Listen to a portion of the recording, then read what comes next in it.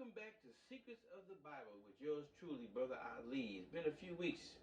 We've been trying to go into some deep thoughts and spiritual teachings and studying really to give you something good. We're getting ready to wrap up in the book of Genesis, dealing with Israel, the Hebrew Israelite tribe. Before I go into this, I always got to kind of voice my opinion about a few things. I want to say one thing, and this is my voice speaking. You've noticed on TV they talk a lot about defunding the police and reforming the police department and everything, which it might be good, depends on what your political view is. But today I want to emphasize one thing. Jesus said in the Bible, "A house divided cannot stand." This is me personally saying this. I agree with Jesus.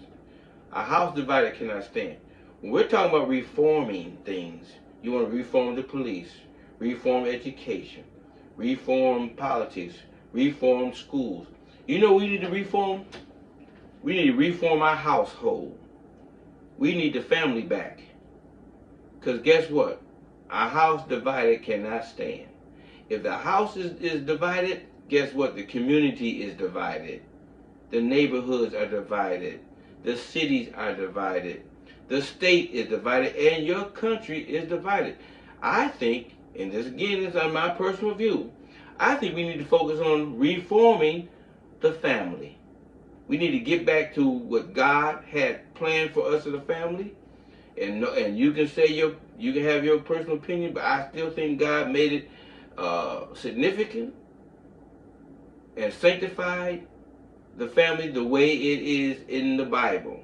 We need to reform the family, whether it's the father, the mother, and the children. I might be a little old-fashioned, but whatever your view is, that's your view. But my view, it starts from the head, and we need to get back down to the head is the family. And the Bible teaches very plainly how it should be structured. So remember that I said, Jesus said, if our house divided cannot stand. That's my word of encouragement today.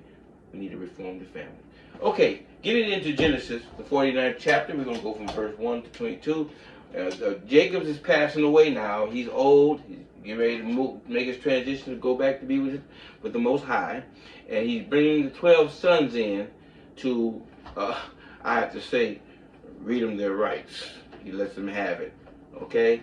So let's go into Genesis 49, 1 to 22. And Jacob called unto his sons and said, Gather yourselves together, that I may tell you that which is befall you in the last day. Now, the last days. Now, don't get this wrong. You hear all these people talking about the end of the world and the last days. The last days is talking about his last days. Jacob is getting ready to die. Okay, he brought him around the table, around wherever he's the table or the bed or wherever he's at. He said, let me tell you what's going to befall you. Okay? Gather yourselves together, and hear ye sons of Jacob, and hearken unto Israel your father. Now, you know what the reason I'm teaching this Bible class today? And forgive me, I'm not trying to step on no toes. But the Hebrew Israelites today, and I agree with you, Hebrew Israelites are bringing a strong message to the black people in America. But remember that we have some issues we need to deal with too. The Hebrew Israelites, nobody's perfect. So we're all one family. Okay, so it don't matter about black, white, yellow, red, whatever. We're all one family. And I can prove that through the scriptures that we should not make a difference of people's culture and race and who's better than who. Because guess what? We all been made by God. Okay, go ahead. Reuben, thou my firstborn, my might, and in the beginning of my strength, the excellency of dignity and the excellency of power. Unstable as water. Wow, stop right there. Excellency of dignity, power, firstborn, Reuben. Reuben made some bad decisions when he came down to selling his brother in the very beginning. This is what Jacob talking about. He said he's what? Unstable as water. Okay. The Bible says, don't be like a ship tossed to and fro, because you're a man unstable in all your ways. Unstable as water, Reuben. Jacob called you out. Okay, go ahead. Thou shalt not excel. Now, why did he say that? Because you're unstable. This is a message. Today, Jacob's reading them in their rights, and I'm going to apply this to us as people. You're firstborn, so that means you're supposed to inherit everything Jacob had, but Jacob's letting you know that you're unstable as water, and now, guess what? You will not what? Excel. You won't excel. So, is that a problem we have today in society? I think it is. A lot of us always complain about why we don't have things, and then nobody gives us a chance, and well, everybody's against me. But if you're unstable as water, Jacob told Reuben, you will not excel. And what's the opposite of excel? To decline. You're not going forward, you're going backwards. There's no such thing as being in one spot. That's not how nature even operates. Okay, go ahead. Because thou wentest to my father's bed, and thou defiled it, he went up to my couch.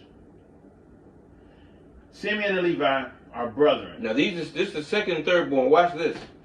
Instruments of cruelty are in their habitations. Instruments of cruelty. You mistreated people. They had a situation where they went over Jacob's teaching of dealing with the Canaanites.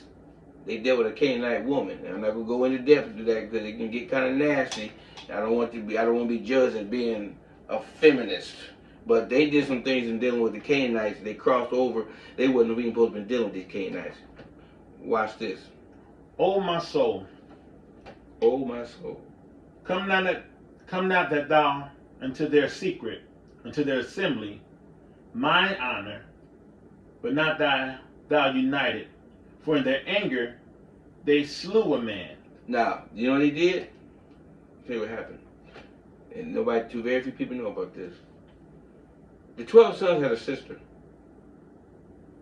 And the sister messed around with a Canaanite. When Simeon and Levi found this out, they went ballistic. They went ham on that man. But guess what? She decided that herself. She was not raped or none of that. But that's what they made it seem like. But she decided to mess around with this Canaanite man. And we're not going to go no further than that. You know, the 12 sons of Canaan, 11 sons of Canaan, and I told you they're the cursed seed. They were in that land, and they were not supposed to integrate with them. That's the problem with the Hebrew Israelites to this very day. They integrate with the wrong persons. Now they want to blame everybody else for what's right and wrong. But, you know, come out from among them, say the Lord, and they went in, and Jacob found out about it. But I want to emphasize one good thing about Levi, though. Okay, go ahead. What they say? What else they say? For in their anger they slew a man, and in their self-will they dig down a wall. Cursed be their anger. Their anger, cursed. For it was fierce, and their wrath. For it was cruel. I would divide them in Jacob, and I would scatter them in Israel. Wow. You hear this what Jacob's saying about his sons? Divide them and scatter them within Israel. They would not get along. There would always be this. Banging their heads together. Can't come together as brothers. Now, I want to say this because I want to input this. Levi was the beginning of the holy priesthood of the Hebrew Israelites. Levi received the blessing of the priesthood. Now, in that particular case, we're not going to go deep in it, but the beginning of the priesthood started in captivity, during captivity, through Moses' brother Aaron. Aaron was designated as being the beginning of the Levi priesthood. The Levites, to this very day, are considered as the priesthood, the holy priesthood. That's why Jesus was called as a holy priesthood. He came and he represented Levi. So that is one good thing about Levi. Even though they took upon themselves to judge the situation, Levi became the beginning of the holy priesthood of the Hebrew tribe. 8th verse. Judah, thou art he whom thy brethren shall praise. This is my favorite son, okay? And we're going to go into this. I love me some Judah, but go ahead. He messed up too. Judah messed up bad. Okay, go ahead. Thou art he that thy brethren shall praise. Thy hand shall be in the neck of thine enemies, and thy father's children shall bow down before thee. Okay, within some people make some connections with, they mix up a couple things with the judging. Okay, he is the beginning of the scepter of righteousness of the kingship. Judah is, okay, and the king does have a certain amount of power to judge. Don't get me wrong, because the kingship is very powerful. Judah is the beginning of the kingship. Now, Judah messed around and went down to the marketplace and had sex with a girl, had their face covered up, and didn't know she was messing around with her daughter-in-law. Okay, and that's another story. But Judah repented and he was sorry for it. But in this particular text, they show you that the other brothers will praise you, Judah. Why? Why would the other brother praise Judah? Jews.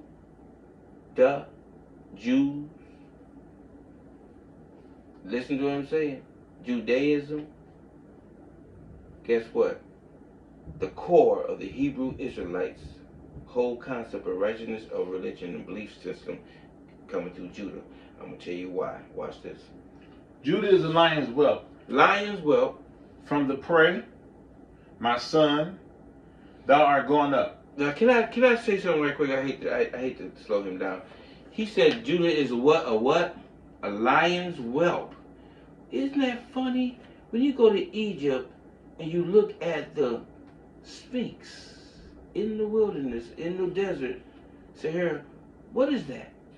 What do you see? What's in Egypt? Can somebody help me? You show the head of a lion with the paws like this. You notice that in Egypt? Because guess what? The lion of the tribe of Judah is worldwide. It's not just a little bit here, a little bit there. The Hebrew Israelite custom of kingship reigned throughout all the world. The Pharaoh knew who the lion was. The lion of the tribe of Judah is the kingship of the world. Watch this. I'm going to show you something. Thou art gone up, and he stooped down. He couched as a lion, and as an old lion, who shall rouse him up. The scepter shall not depart from Judah. Bingo! The what? The scepter. The scepter. What is a scepter? Can somebody explain to me a scepter? Isn't that, you ever notice a king sitting on his throne and he's holding a what? A staff in his hand? That's a scepter. That is the rod of righteousness determining the kingship. It is passed down from generation to generation. The king that sits on the throne holds a scepter. Judah has been given the scepter of righteousness, kingship, that's going to be there forever and passed down through the generation of time to this very day. But who is the king? Let me finish this and I'm going to tell you. 10th verse. The scepter shall not depart from Judah, nor a lawgiver from between his feet. Lawgiver. Until Shiloh come. Shiloh. What is Shiloh? You ever heard the word Shiloh? It's a place of peace. Shiloh is a designated peace place, and the peace giver, which is a lawgiver, which is the king. Can I tell you this? This is prophesy. This is prophecy right now of dealing with the coming of Jesus Christ. Jesus is the King of Kings. He's the lawgiver. Because guess what? Even though you said the law came through Moses, right? Guess what Jesus said? He said, I come to fulfill the law, not to destroy it. For lo, I come in the volume of the book. When he said that, I come in the volume of the book, what book do you think he's talking about? The book of the law. The New Testament wasn't even there yet. So when he come in the volume of the book, he's telling you, and guess what he said in that text? He said, lo, I come in the volume of the book because it's written of me.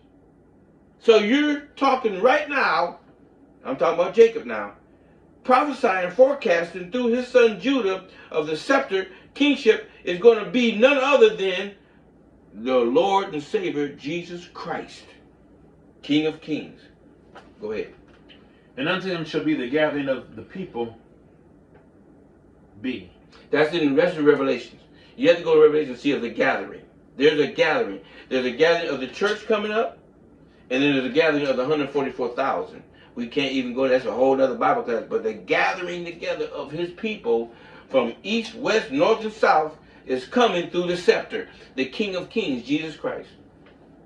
Binding his fowl unto the vine, and his ass's coat unto the choice vine.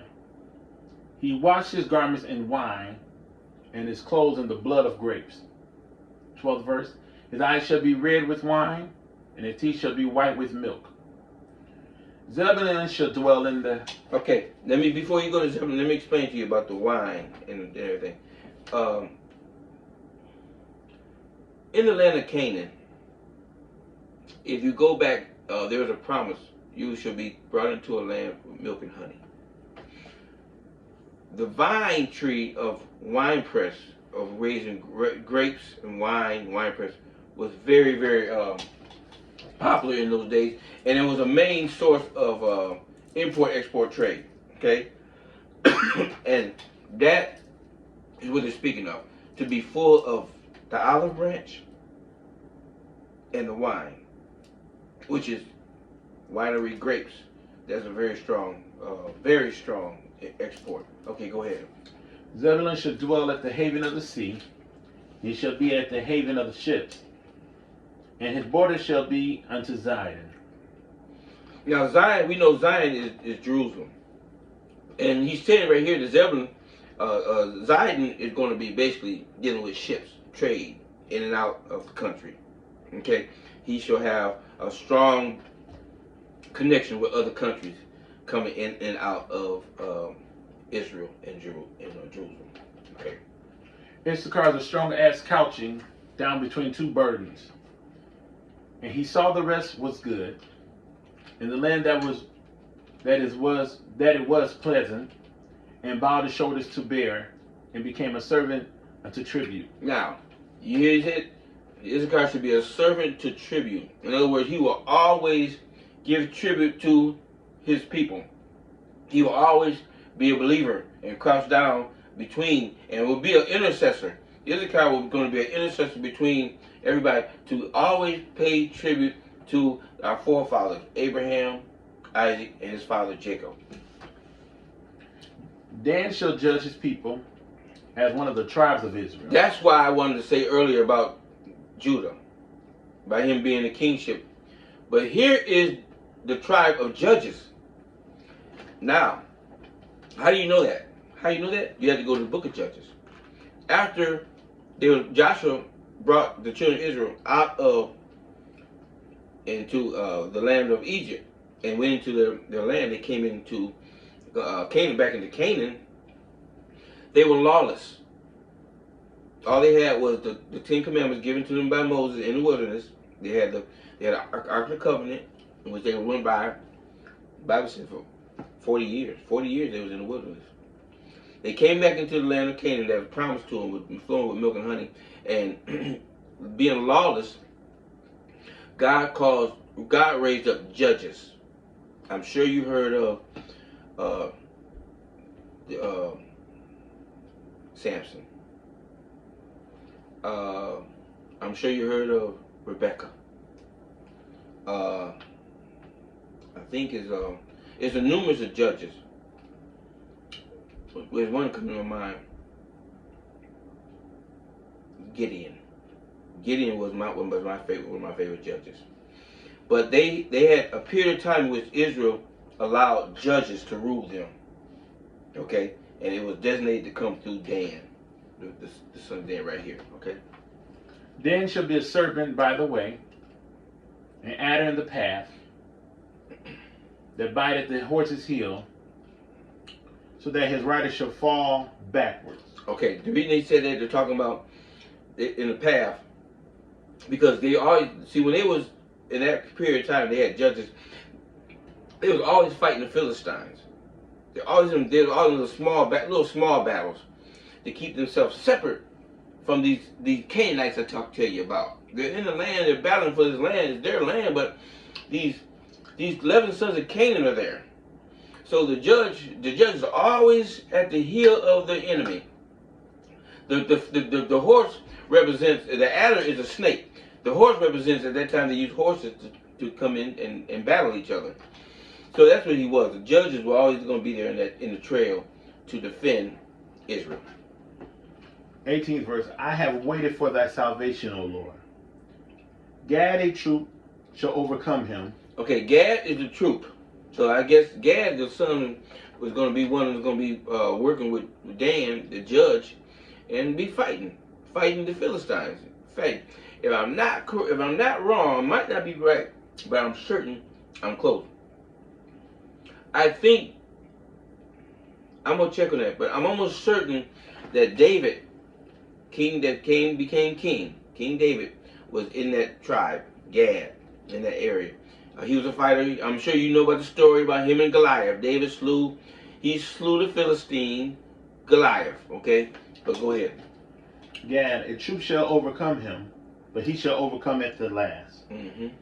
And out of Asher, his bread shall be fat.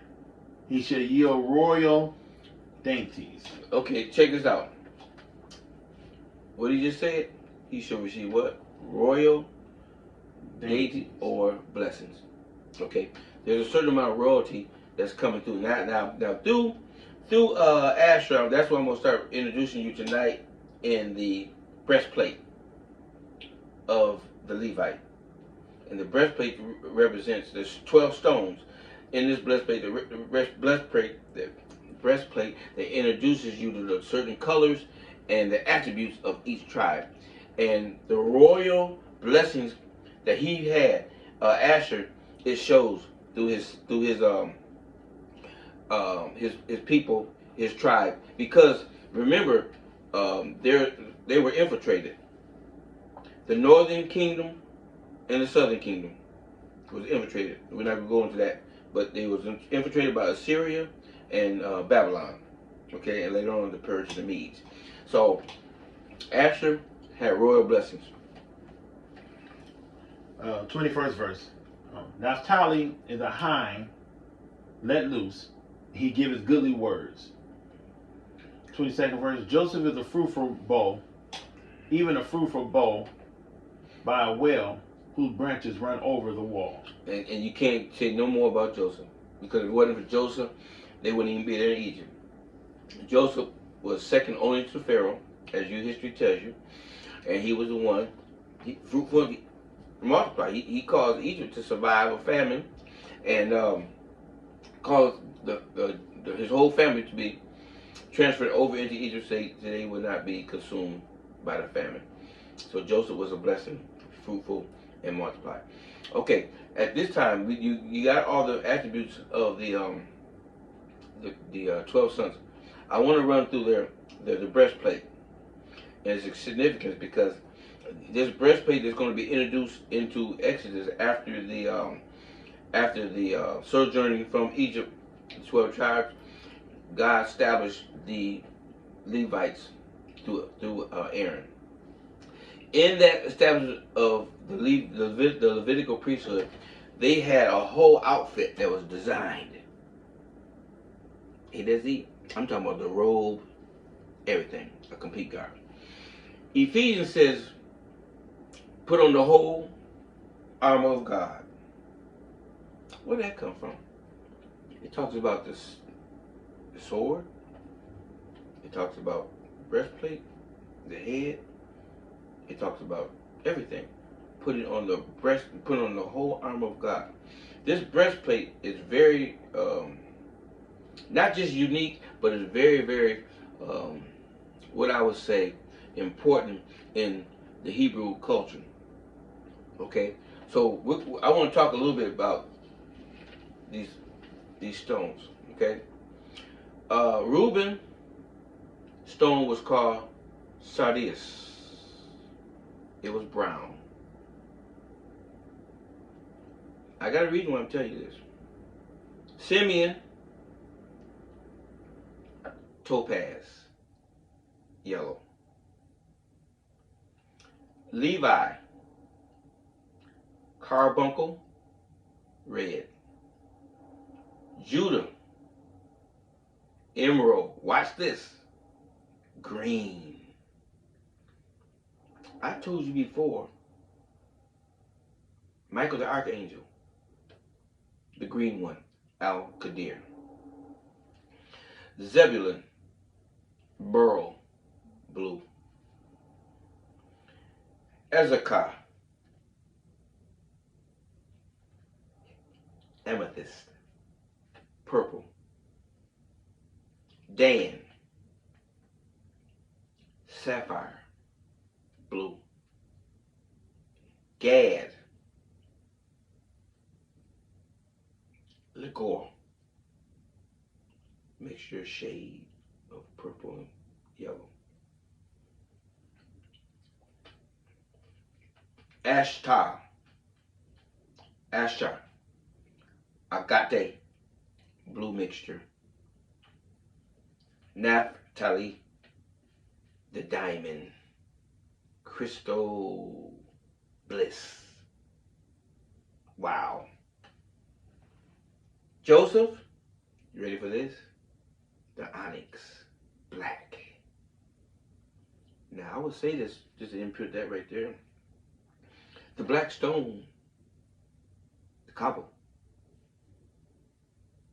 In the Arab belief, they believe the black stone represents the life force of Adam, the blackness of this dirt that he was made from. And Joseph's stone is the onyx. Benjamin, last but not least, jasper mixed with onyx. Now, I mention these stones for this reason.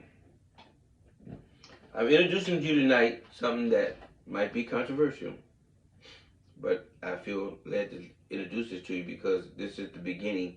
This breastplate was not only the beginning of religious belief, consciousness in the Hebrew Israelite race, but it was a law. The breastplate represents definement of an attribute. In the secrets of the Bible, I'm revealing today the teaching of the esoteric plane. Now, don't be scared. Some might be like, "Oh, I don't believe in that. This spookism." But if you're a believer of spirituality, the esoteric plane goes into deep of dealing with the colors, because guess what? The colors of the rainbow are live creatures. They really exist. They're energy, pure energy. And you have certain colors residing in your spirit man. These life seats are called chakras. Now I know I'm getting to create some controversy here because I'm going into something a little deep, but I felt led by the Most High to introduce to you because of the colors. Did you know that in your body there is a spirit man that resides? It's called life force. In the Arabic, it's called halal. And in your spirit man, there are light seats that reside literally in your body. I'm going to name them today. Are you ready for this? You have the root chakra that resides down in your groin area. That color is brown. Who was brown? Wow. Sardius stone of Reuben was brown. This same light seat resides in your groin area. Number two, the spleen. You know what a spleen is? Coming on up the body, right around in, just below your navel area. The spleen was yellow. Wow. That's the topaz in Simeon, the spleen. Number three, the navel area chakra. It's right up behind your navel. It is your chakra of appetite. It is very dangerous because in your appetite resides all your wants, not even your needs, your wants and it ties to your desire of ego, or they call it the carnal man. The next chakra, your heart chakra. It resides right in your chest area. Now, don't get this mixed, please. Because when you think of a heart, you think of the red heart that you think of that's in your chest. No, this is not the heart chakra. The heart chakra is the energy that resides between your chest cavities of emotions and feelings, connecting you to your physical man, which is, again, a very dangerous seat, because you're supposed to separate your emotions from your physical wants and needs. There's a separation there. Love, concern. Now, these are the fruits of the Spirit, the writer says. These fruits of the Spirit reside in the heart chakra. Wow, are you getting deep today, Ali? What's going on? It's going to get really interesting now. Your fifth chakra is your throat chakra, which is blue. And that is the chakra that resides right behind your larynx.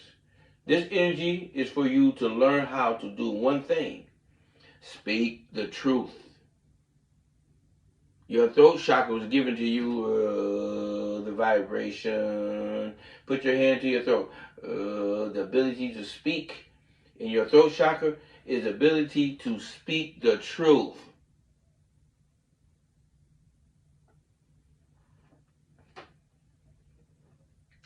The sixth chakra gets very interesting.